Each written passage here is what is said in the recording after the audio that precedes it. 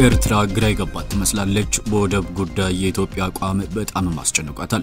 ሐሳቧንም አንድ ቦታ መሰብሰብ ከብዷት አንዴዛ አንዴዝ እያለች እየወላወለችም ነው። የኤርትራው የውጭ ጉዳይ ሚኒስትር ኦስማን ሳለ የኤርትራ ወደቦች ለውጭ ሀገራት ወታደራዊ ወይም የባህር ኃይል ጣቢያነት ክፍት እንዳልሆኑ ሰሞኑን ኒውዮርክ በተካሄደው የወደብ አልባ አገራት ስብሰባ ላይ ማስታወቋል። ኦስማን በወደቡ ዙሪያ የውጭ ሽምግልና ፖለቲካዊ ተቀባይነት እንደሌለውና በሕግም አስፈላጊ እንዳልሆነም ገልጠዋል። በእለቱ የምንመለከተው ቀዳሚው መረጃችን ነው። አሜሪካ ሚሳኤሎችን ለዩክሬን ለመስጠት ከዳርዳር እያለችም ነው። ዩናይትድ ስቴትስ ዩክሬን ለረጅም ርቀት ቶማስ ሚሳኤሎችን ለማግኘት ያቀረበችውን ጥያቄ በሩሲያ ወራሪዎች ላይ ለምታደርገው የመከላከል ጥረት ለመስጠት እያጤነች ነው ሲሉ የአሜሪካው ምክትል ፕሬዝዳንት ጄዲ ቫንስም ተናግረዋል። የዩክሬኑ ፕሬዝዳንት ቮሎዲሚር ዜሌንስኪ ዩናይትድ ስቴትስ ቶማስን ወደ ዩክሬን ለሚልኩ የአውሮፓ ሀገራት እንድትሸጥ ጠይቀዋል። ሌላኛው አንኳር ጉዳያችን ነው። ሩሲያ የአውሮፓ ሀገራትን ወይም ኔቶን አባላትን የማጥፋት ፍላጎት የላትም ሲሉ ሰርጌይ ላቭሮቭም ተናገሩ። ሆኖም ወደ ሞስኮ የሚመጣ ማንኛውም ጥቃት ወሳኛውን አጸፋ እንደሚሰጥ ሚኒስትሩ አስጠንቅቋል። የሩሲያና የኔቶ ሽኩቻ አሁንም እንደቀጠለ ነው። ይህንንም ጉዳይ ይዘንላቸዋል። ኢራን ለእስራኤል ከዋነኞቹ የሞሳድ ሰላዮች መካከል አንዱን በስቅል አቀጣች። ኢራን ሰላዩን ሰኞ ዕለት በሞት መቅጣቷን የኢራን የፍትህ አካላት የዜና ማሰራጫ ሚዛንም ዘግቧል። ተከሳሹ በኢራን ውስጥ ለእስራኤል በጣም አስፈላጊ ከሆኑ ሰላዮች መካከል አንዱም ነው። ከእስራኤል ጋር ለ10 ዓመታት በዘለቀው የጥላቻ ጦርነት ውስጥ የተዘፈቀችው ኢራን ከእስራኤል የሞሳድ የስለላ አገልግሎት ጋር ግንኙነት አላቸው ያለቻቸውንና በአገሪቱ ያለውን እንቅስቃሴ አመቻችቷል የተባሉ በርካታ ግለሰቦችን በሞት ቀጣለች። ታዲያ የእስራኤል ዋነኛው ሰላይ ማን ነው? ምላሹን ይዘንላቸዋል። ታሊባን የዩናይትድ ስቴትስ ዜጋን ከአሜሪካ ልዑክ ጉብኝት በኋላ አስራም ለቀቀች። የአፍጋኒስታን ገዢ የሆነው ታሊባን የአሜሪካ ዜግነት ያለው ታጋጅ በዩናይትድ ስቴትስ መልእክተኛ አደም ቦህለርን ከተጎበኘ በኋላ እሁድ ዕለት ሌላ የአሜሪካ ዜጋ ከእስር መለቀቁን የዋሽንግተን መንግስት አስታውቋል። እስከ መጨረሻው አብራችሁን ስትቆዩ ሙሉ ዘገባውን እናስደምጣችኋለን። ሰላም ጤና ይስጥልን ክቡራትና ክቡራን በመላው ዓለም የምትገኙ የሙዳይ ወቅት ተከታታዮቻችን እንደምንቆያችሁን ከዚህ በላይ ባጭሩ ያስደመጥናችሁን ዘገባዎች በዝርዝር እናደርሳችኋለን። ቻናላችንን ሰብስክራይብ አድርገው ስራዎቻችንን ከወደዱ ላይክ እና ሼር በማድረግ ቤተሰብ እንዲሆኑ እየጋበዝን ወደ መረጃዎቹ ማለፍን። የኤርትራው የውጭ ጉዳይ ሚኒስትር ኦስማን ሳለ የኤርትራ ወደቦች ለውጭ ሀገራት ወታደራዊ ወይም የባህር ኃይል ጣቢያነት ክፍት እንዳልሆኑ ሰሞኑን ኒውዮርክ በተካሄደው የወደብ አልባ አገራት ስብሰባ ላይ ማስታወቋል። ኦስማን በወደቡ ዙሪያ የውጭ ሽምግልና ወይም ፖለቲካዊ ተቀባይነት እንደሌለውና በሕግም አስፈላጊ እንዳልሆነም ገልጠዋል። ወደብ የማግኘት ጉዳይ የንግድ ጉዳይ እንጂ ፖለቲካዊ ወይም ወታደራዊ ጉዳይ አለመሆኑን የገለጡት ኦስማን ኤርትራን ወደቦች ለንግድም ሆነ ለሎጂስቲክ አገልግሎት መጠቀም የሚቻለው ኤርትራ በምትመርጣቸው አጋሮች መካከል በሚደረገው ቀጥተኛ ድርድር መሆኑንም ተናግረዋል። ኤርትራ በወደቡ የንግድ አገልግሎት ዙሪያ በእኩልነትና ፍትሃዊ መርሆች ትብብር ለማድረግ ዝግጁ መሆኗን ኦስማን አረጋግጠዋል። መረጃችን እንደቀጠለ ነው። ዩናይትድ ስቴትስ የቶማስ ሚሳኤሎችን ለዩክሬን ለመስጠት እንደምታስብ ተነገረ። ዩናይትድ ስቴትስ ዩክሬን ለረጅም ርቀት ቶማስ ሚሳኤሎችን ለማግኘት ያቀረበችውን ጥያቄ በሩሲያ ወራሪዎች ላይ የምታደርገው የመከላከል ጥረት ለመስጠት እያጤነች ነው ሲሉ የአሜሪካው ምክትል ፕሬዝዳንት ጄዲ ቫንስም ተናግረዋል። የዩክሬን ፕሬዝዳንት ቮሎዲሚር ዜሌንስኪ ዩናይትድ ስቴትስ ቶማስን ወደ ዩክሬን ለሚልኩ የአውሮፓ ሀገራት እንድትሸጥም ጠይቀዋል።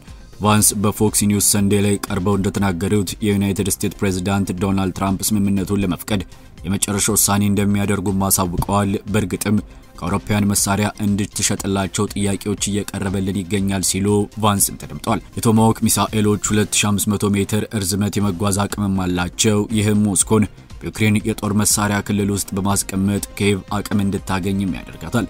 ሩሲያ በእርግጠኝነት እንዲህ አይነቱን እርምጃ በዩክሬን ውስጥ ጦርነት እንደመባባስም ትቆጥሯለች። ትራምፕ ከዚህ ቀደም የዩክሬን ረጅም ርቀት ሚሳኤሎች ጥያቄ ውድቅ ቢያደርጉም የሩሲያው ፕሬዝዳንት ቭላዲሚር ፑቲን የሰላም ስምምነት ላይ ለመድረስ ፍቃደኛ ባለመሆናቸውም ተበሳጭተዋል። መረጃችን እንደቀጠለ ነው። ሩሲያ የአውሮፓ ህብረትን ወይም የኔቶ አባላትን የማጥቃት ፍላጎት የላትም ሲሉ ሰርጌይ ላቭሮቭም ተናገሩ። የሩሲያ የውጭ ጉዳይ ሚኒስትር ሰርጌይ ላቭሮቭ ሀገራቸው የአውሮፓ ህብረትን ወይም የኔቶ አባል ሀገራትን የማጥቃት ፍላጎት የላትም አሉ። ሆኖም ወደ ሞስኮ የሚመጣ ማንኛውንም ጥቃት ወሳኝ የሆነ አጸፋ እንደሚሰጥ ሚኒስትሩ ማስጠንቅቀዋል። ሚኒስትሩ ቅዳሜ ዕለት በተባበሩት መንግስታት አጠቃላይ ጉባኤ ላይ ባደረጉት ንግግር ምዕራባውያን ሀገራት በሩሲያ ላይ የሚሰነዘሩ ማስፈራሪያ እየጨመረና እየተለመደ መጥቷል ብሏል። ላቭሮቭ በንግግራቸው እስራኤልን ጠቅሰው ሩሲያ ሐማስ መስከረም 26 2016 ዓ.ም የፈጸመውን ጥቃት ብታወግዝም ዌስት ባንክን ለመጠቅለል እንዲሁም በጋዛ ፍልስጤማውያን ላይ የምትፈጽመውን የጭካኔ ግድያ ምንም ማስተባበያ የለውም ብሏል። እስራኤል ግን በጋዛ የምታካሄዳቸው ዘመቻ ሐማስን ለማፈን መሆኑንም ተናግራለች። የሐማስ ጤና ሚኒስትር እስራኤል በጋዛ ወታደራዊ ዘመቻ ከጀመረች ጊዜ አንስቶ ቢያንስ 65926 በላይ ሰዎች መገደላቸውን አስታውቋል። ላቭሮቭ እስራኤል በመካከለኛው ምስራቅ በሚገኝ ሌሎች ሀገራት ላይ የፈጸመችውን ጥቃቶችም ተችቷል።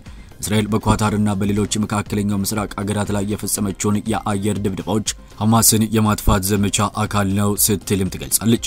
ላቭሮቭ ሩሲያና ቻይና አርብ ዕለት ኢራን ላይ ዳግም የተጣለውን ማዕቀብ እንዲዘገይ ያደረጉት ሙከራ ከከሸፈ ወዲህ ምዕራባውያን የዲፕሎማሲ ጥረትን አስተጓጉለዋል ሲልም ተችቷል።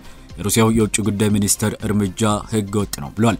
ኢራን ላይ የተጣለው ማዕቀብ ከእሁድ ጀምሮ ተግባራዊ መሆኑን ይጀምራል።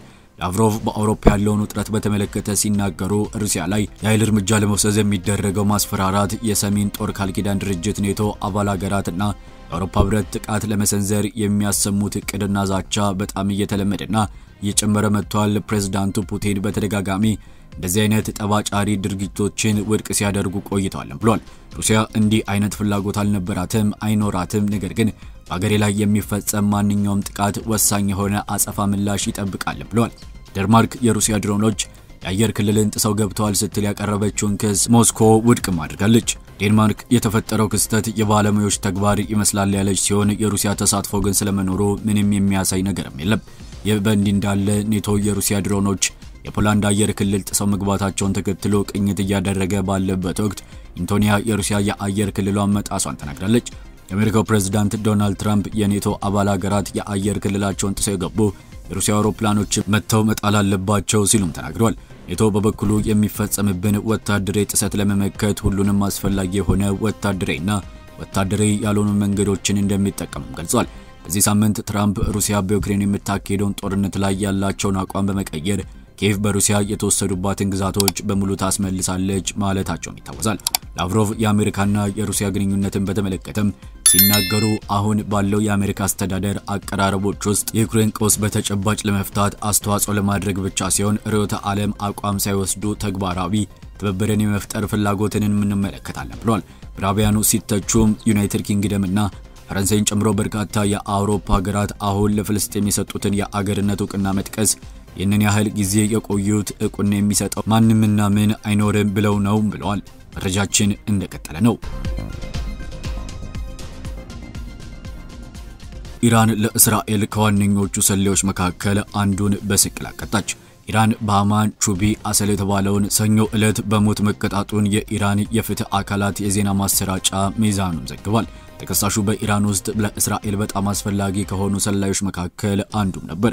ከእስራኤል ጋር ለ10 ዓመታት በዘለቀው የጥላቻ ጦርነት ውስጥ የተዘፈቀችው ኢራን ከእስራኤል የሞሳድ የስለላ አገልግሎት ጋር ግንኙነት አላቸው ያለቻቸውንና በአገሪቱ ያለውን እንቅስቃሴ አመቻችተዋል የተባሉ በርካታ ግለሰቦችን በሞትም ቀጣለች። ሞሳድ የተከሳሹን ትብብር በማግኘትና ዋና ዓላማው የመንግስት ተቋማት የመረጃ ቋት ማግኘትና የኢራን የመረጃ ማዕከላት ጥሰት መፍጠር ሲሆን ከዚህ ጋር ተያይዞ ኤሌክትሮኒክስ መሳሪያዎችን ወደ ሀገር ውስጥ የሚገቡትን መንገድ መመርመርን ጨምሮ ሌሎች ሁለተኛ ደረጃ ግቦችን አሳክቷል ሲል ሚዛን ዘግቧል። ጠቅላይ ፍርድ ቤቱ የተከሳሹን ይግባኝ ውድቅ አድርጎ የሙስና ወንጀል በሚል ክስ የሞት ቅጣቱን ተግባራዊ አድርጎታል።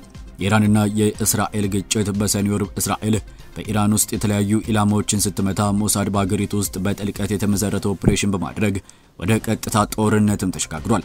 በዚህ ዓመት ለእስራኤል በመሰል የተፈረደባቸው ኢራናውያን ላይ የሚደርሰው ግድያ በከፍተኛ ሁኔታ ጨምሯል። ከቅርብ ወራት ወዲህም ቢያንስ 10 የሞት ፍርድም ተበይኗል።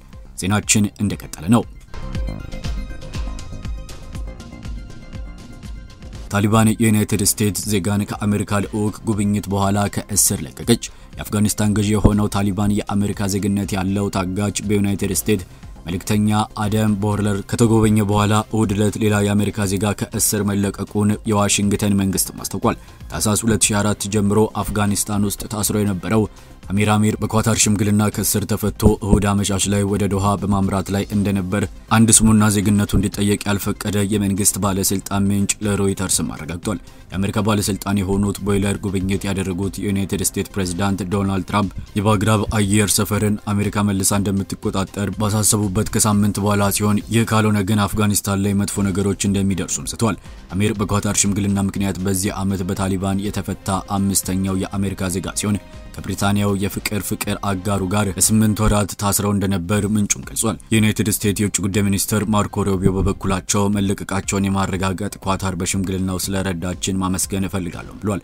ውጭ ሀገራት በግፍ ታስረው ሁሉም አሜሪካውያን ወደ ሀገር ቤት እስኪመለሱ ድረስ እንደማናቆም አስታውቃለሁ ሲሉም ተደምጠዋል። ክቡራትና ክቡራን በመላው ዓለም የምትገኙ የሙዳይ ወቅት ተከታታዮቻችን ስለነበረን ጊዜ ላቅ ያለ ምስጋናችንን እያቀረብን ወቅታዊ መረጃዎችን ለማግኘት ቻናላችንን ሰብስክራይብ አድርገው እንዲከታተሉ እንጋብዛለን። በቀጣዩ የመረጃ ሰዓታችን እስከምንገናኝ ድረስም በያላችሁበት ሰናይ ጊዜ እንዲሆንላችሁ ተመኘን።